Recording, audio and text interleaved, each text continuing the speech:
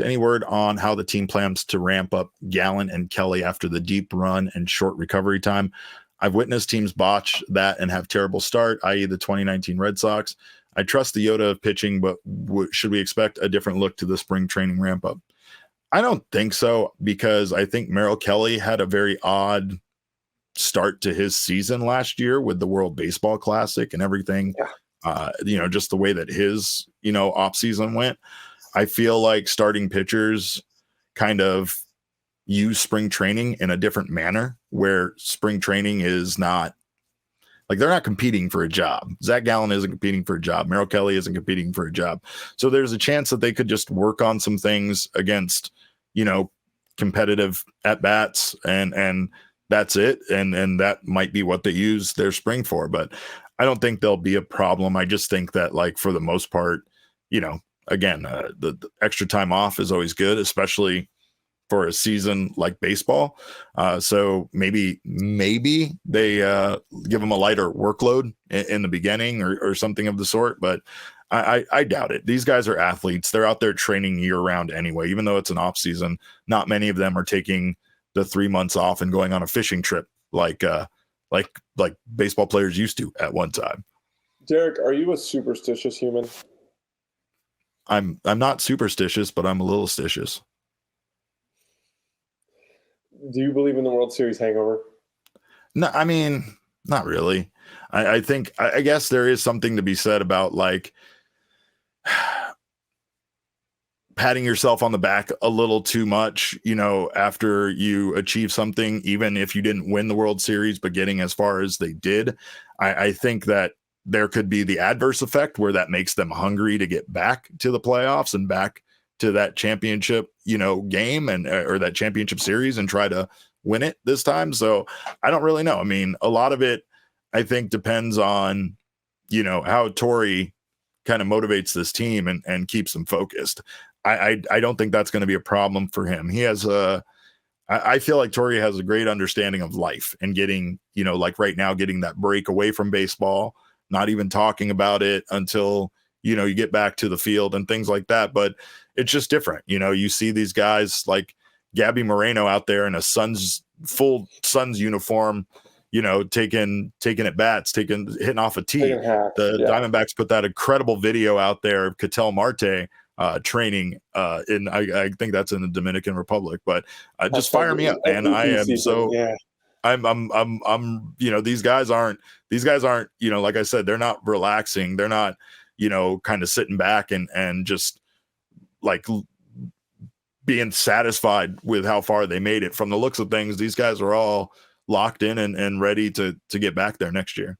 Yeah, I agree. So and I think this goes for any professional sport. Everybody always assumes that teams who make it to the championship experience some sort of hangover the next year, things they struggle early on in the season.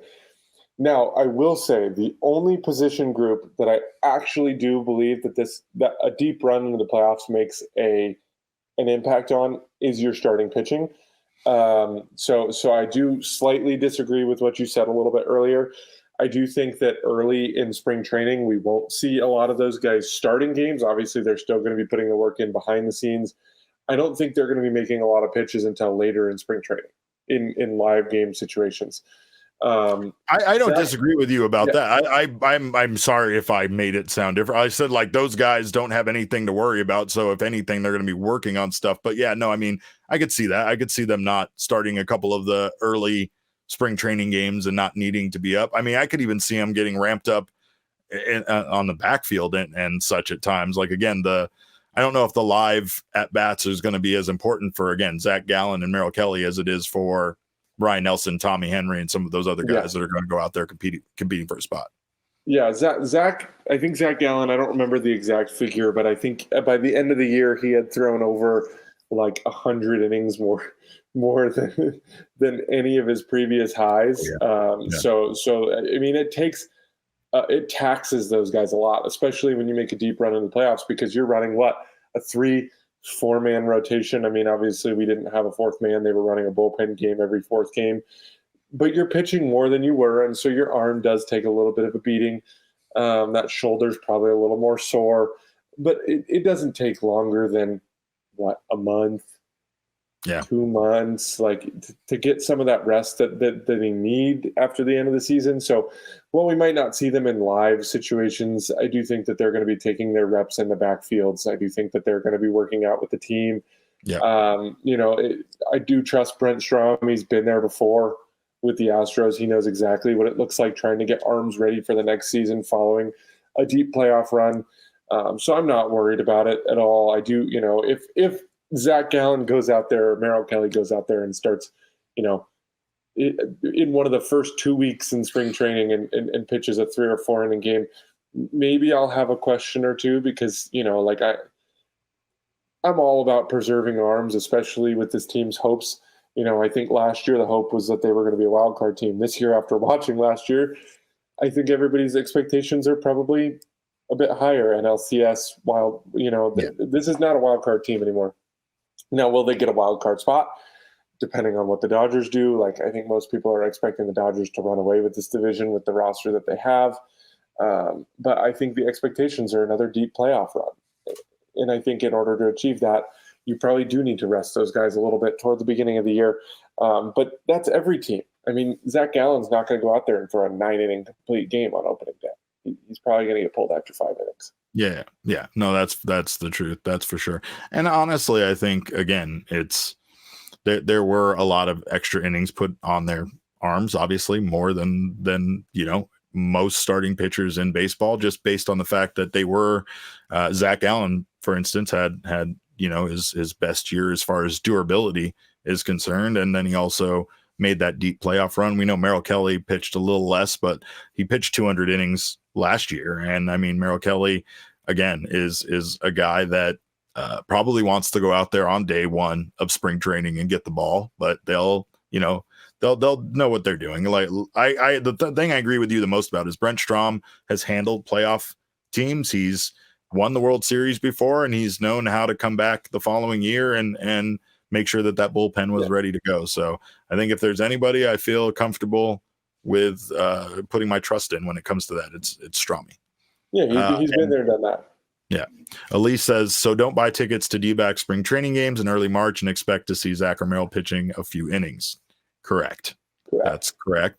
And then Michael also is correct when he says, but at the same time, early spring training games are the best because there aren't as many people. Also true. You got to find that sweet spot. Yeah. You'll probably see a healthy dose of Lawler. You're going to see a healthy dose of Jordan Lawler in the spring training, which that's always a great reason to buy tickets. Spring training for me was always a great way to go see the prospects because it's one of those, like, a guy like Jordan Lawler is going to be carried through basically the entirety of camp until the last cut mark, right?